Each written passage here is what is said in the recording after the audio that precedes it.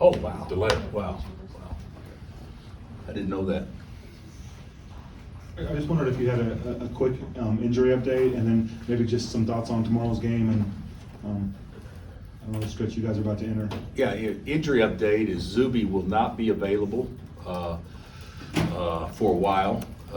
X-rays were negative, which means very positive for us and for him, but he's still going to be out an extended period of time in a walking boot or whatever until his foot heals. So and then everything else, I assume, I personally haven't seen Kevin yet, but he's been getting treatment the last 2 days and he's responded well, and we assume he's available.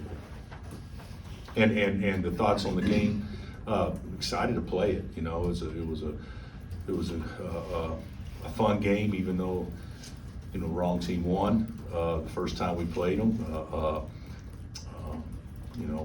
Great atmosphere and hotly contested and very competitive, and I certainly expect the same in this game. With the way that game went, and how much do the players talk about the revenge motive and the fact that they're ranked ahead of you guys? I don't think that has one thing to do with anything, Gary. The fact that they're ranked ahead of us. I think what matters in our players' mind, at least I hope so, and you got to understand I haven't talked to them yet. So since we got back from Lexington, but what I think what I think that they'll feel is they beat us the last time, and that's plenty of motive enough without thinking about stuff that's pretty irrelevant when it comes to big picture. What do you feel like you guys have to do better this time than you did during the first matchup? Well, I think there's some things that we actually did okay in the first matchup, but obviously from a better standpoint, we need to play better one-on-one defense. Our closeouts weren't any good. Scout report we didn't follow very well. There's a lot of things that we can do, and of course it helps if you shoot the ball better, but those are things sometimes that aren't controllables. I tend to usually focus on controllables, and the controllables are, we can certainly rebound better. We can be much more alert defensively, pay attention to scout report better, execute better. And then, in the late game situation, obviously, we need to be better than we were in Manhattan. And you've mentioned scouting report a few times recently. Does playing a team a second time help in that regard with guys knowing it? Should. But what I'm talking about when I say scout report, I'm not talking about, okay, we're going to when they get in this alignment, this one we're going to switch and this one we're not. I'm not talking about that near as much. I'm talking about more about it. Which hand is strong hand? Who can we bluff off of? Who can we show stronger help off of? Things like that. So, but usually second time is better. Technically, if you go back and look over time, and I know that somebody will positively do this, but when you go back and look over time, I would say that the scoring in the second game is never as high as the scoring in the first game. I shouldn't say never. I'd say usually not as high. Could be wrong on that, but that's how at least that's how it seems like it's been with us over time. And we just talked to Ernest, and he talked about him staying ready kind of throughout the ups and downs in terms of his minutes. Just how have you seen him kind of stay ready or stay focused throughout the Oh yeah, first 3 Ernest's months? attitude. I've said that every time. It's a 10. He and Zuby both. Their attitudes are 10s. Zach's had a good attitude, but with Zub being out, Ernest without question will be our first big off the bench. So and then Zach needs to be prepared to play too. So or prepared to play also. But I thought Ernest did a really good job the other day, and even though I think we can do some things better than what we did the other day, but it was nice to have 3 opportunities to have a run to the rim threat, which we really don't have near as much when KJ's in the game. How did Dewan grade out the other night? Looked like he had a lot of assists, hardly any turnovers. Against Kentucky? Yeah. I thought he played well. I thought he played well. Maybe got a little tired late, but Heck, you know, he was more aggressive offensively to at least shoot the ball in the first half primarily. But yeah, I thought Juan was back to being Juan. All 5 starters, is that as well as they played as a group in a while? Well, it's certainly the best we played as a group, you know, in the last 2 weeks. So I can speak to that. You know, I can't remember all the games or whatnot, but you know, when you look at our starting 5 the other day, you can say that all 5, you know, were definitely positive contributors. You know, even if it wasn't making shots, you know, doing things to put our team in a better place. So yeah, I think you know, I didn't grade them all out, you know, to see if it was better than other games grade outs, but I certainly think it was one of our better collective performances in the last, you know, 2 or 3 weeks. What do you think of playing K-State and Iowa State so soon? I don't understand why the league does it, to be real honest with you. You know, we're playing both 2 teams twice before we play Texas once. And I know other teams in the league do the same thing, so I don't understand that.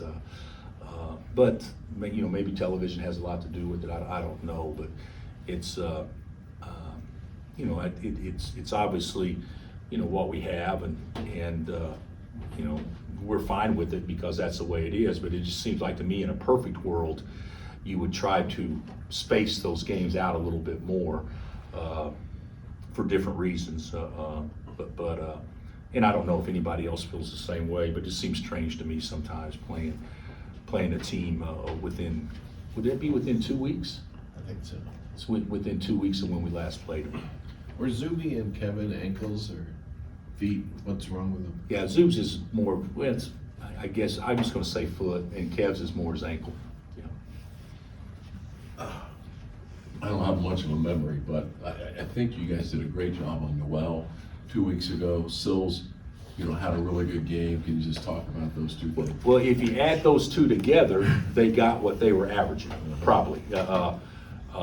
You know, if you add Carter and Seals and Noel, they probably got what they were averaging. It just came from a, you know, different area. You know, Seals was unbelievable. He may have been the best player in the game. You know, what did he end up with, 22, 24, whatever, and you know, was so efficient. And you know, Carter had a nice game, and Noel had a nice floor game. We just didn't let him get numbers.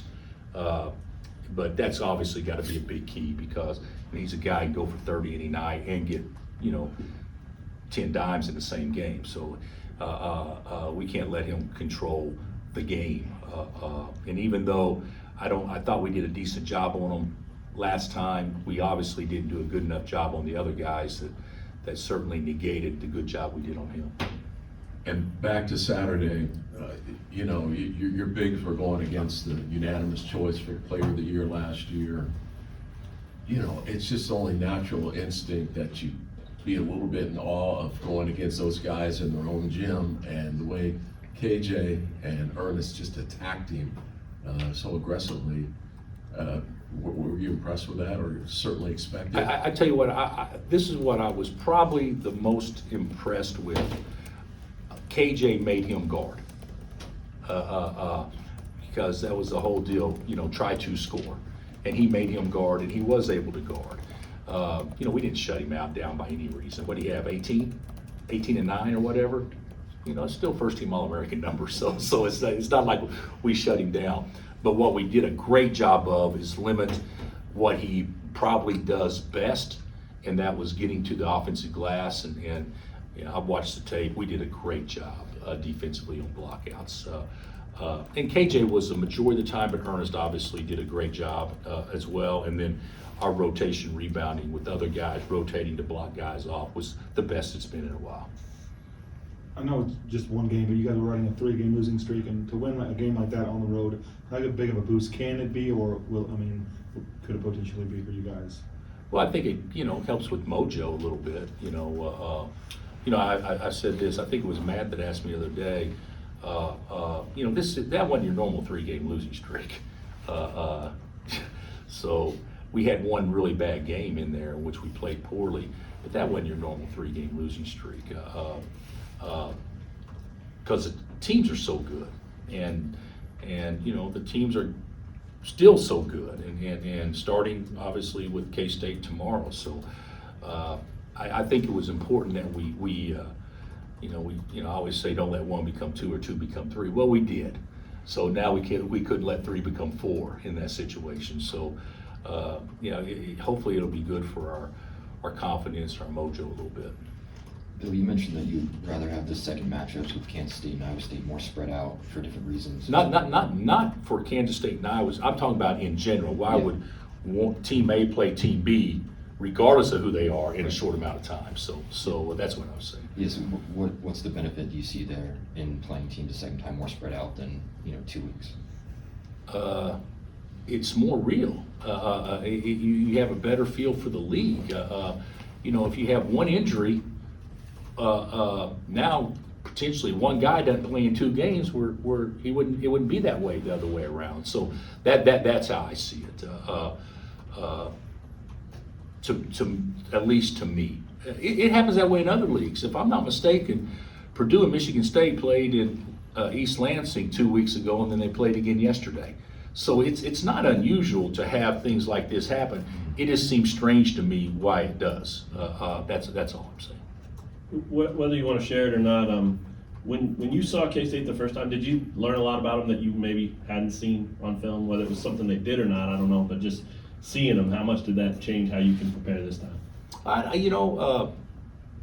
Like when we watch our opponents that we play a second time, we'll watch the last game we played them and the games, up until we play them a second time. So basically, what they did before that, we have in memory bank or whatever, but that's not going to be what we study. We're not going to be studying what they did on December 22nd now, near as much, even though it's part of the scout, but it's not going to be something that we emphasize as much if they're not doing it as much now, because you can only throw so much at the guys. I think the one thing, and they're better now than they were 2 weeks ago because their starting center's playing. And he's an athlete, and he's a great rim runner and can catch lobs and all those things. So I think the one thing that probably impressed me more in person was how long and how fast and athletic they actually are. Tomlin's long. And I don't want to mispronounce the name. Nagesson, is that the correct way to pronounce it? His brother played at Oklahoma State there for a moment, but he's good. I mean, he's good, and he certainly adds an element that I believe that they didn't have as much of the first time we played him. So, and he's ridiculously long. But whenever you're playing Keontae Johnson at the 3, you've got a pretty big basketball team, and that's what they're doing the majority of the minutes. Yeah, with him, what worked? I know you liked Jalen's defense on him in that first one. Well, he still got 24. Right. So we didn't. What worked is when we didn't foul him, we actually defended him okay. But the problem was he drew so many fouls. I don't know what he was from the line. He had to score 8 or 10 points from the line in that game. So that was what we did not do well. I was wondering, did you go to the Chiefs game? Did you watch it? What do you think of them going to the Super Bowl, and what do you think of Andy Reid? Part A. I did not go to the game. I watched every play. It was obviously a great game, and it was just how you would envision a game of that magnitude coming down.